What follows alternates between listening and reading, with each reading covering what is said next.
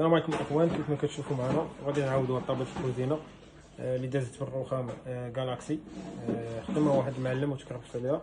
دابا غادي نعاودوها بالكامل الاخوان. كيف ما كتشوفوا معنا الديفوات، الديفو الاول الاخوان في بلاصه لما يحط يبوزي الرخامه هي الاولى غادي يبوزي الجليج، بوزا الجليج عاد بوزا الرخامه كيف ما كتشوفوا معنا الاخوان، يعني نص سنتيم.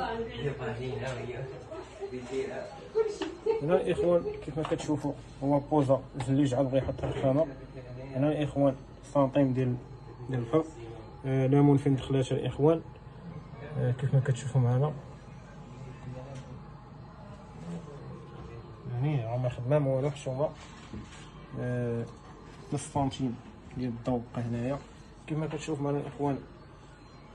لافابو كيفاش تحط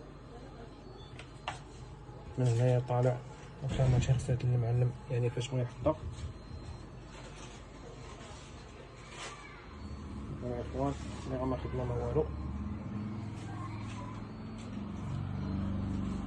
بالنسبه للجليج كيف ما كتشوفوا معنا الاخوان، يعني راه ما خدمه ما والو. هادي زائد الزاويه 45، يعني ما كاينش شونفراج، لا باقيط لا شونفراج.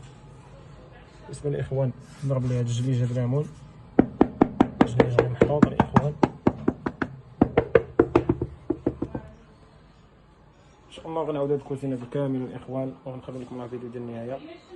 السلام عليكم.